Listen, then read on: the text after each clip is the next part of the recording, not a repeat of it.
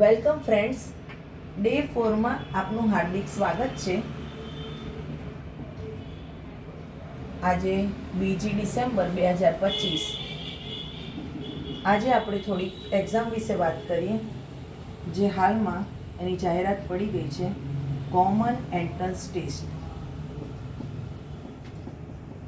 Common entrance test, in short CET. આજે આપણે આની વાત કરીશું. કોમન એન્ટ્રન્સ ટેસ્ટ એ કયા વિદ્યાર્થીઓ આપી શકશે?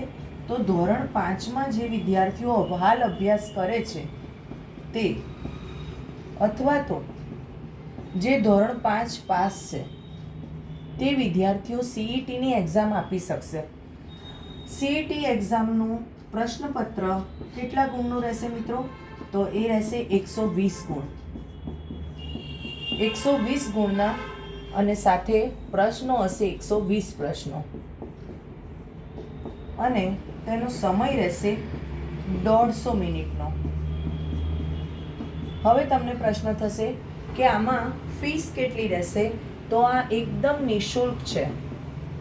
નિઃશુલ્ક શિક્ષકો દ્વારા પણ આ ફોર્મ ભરી આપવામાં આવતું હોય છે. શાળાના આચાર્યશ્રી દ્વારા આ ફોર્મ ભરાતા હોય છે, અને તેની કોઈ જ ફી વિદ્યાર્થીઓએ ચૂકવવાની રહેતી નથી. એ સાથે જો આપણે વાત કરીએ તો આનું માધ્યમ કયું રહેશે પરીક્ષાનું? તો માધ્યમ રહેશે ગુજરાતી અથવા તો અંગ્રેજી. બેમાંથી એક માધ્યમમાં તમે પરીક્ષા આપી શકશો. આની વેબસાઇટ છે convgenius.ai/chat.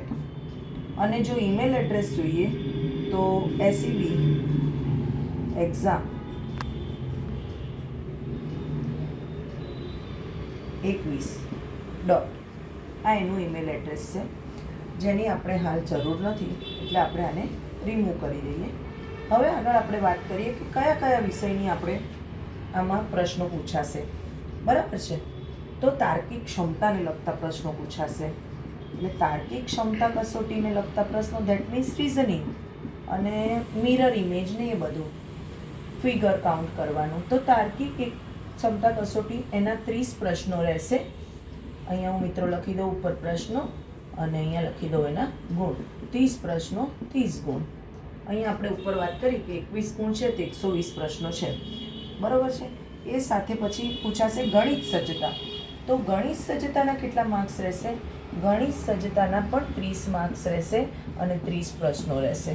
એ જ રીતે વાત કરીએ આપણે પર્યાવરણ. પર્યાવરણ વિષયના 20 પ્રશ્નો હશે, અને એ 20 ગુણ હશે. એ જ રીતે જો ગુજરાતીની વાત કરીએ તો ગુજરાતી ભાષાના 20 પ્રશ્નો હશે, અને બાળકોએ 20 પ્રશ્નોના 20 ગુણ મેળવી શકશે. એ પછી વાત કરીએ અંગ્રેજી, હિન્દી, એ બંને કમ્બાઇન્ડ રહેશે. એના ટોટલ ક્વેશ્ચન હશે 20, અને એના ગુણ હશે 20. ધેટ મીન્સ તમે આનું ટોટલ મારો 120, એટલે કે 120 ગુણનું આ પ્રશ્નપત્ર રહેશે. 120 ગુણ પ્રશ્નો અને 120 એના ગુણ. હવે તમને બીજી એક વાત કરીએ કે આ કોમન એન્ટ્રન્સ ટેસ્ટ છે જે, બરાબર છે, એ કઈ સ્કૂલમાં એડમિશન મળી શકે? તો પહેલાં તો આ ફોર્મ કોણ ભરી શકે? ફોર્મ તો ધોરણ 5 પાસ હશે, અથવા તો ધોરણ 5માં અભ્યાસ કરતા હશે, એ બધા જ બાળકોને તમે ફોર્મ ભરી શકશો.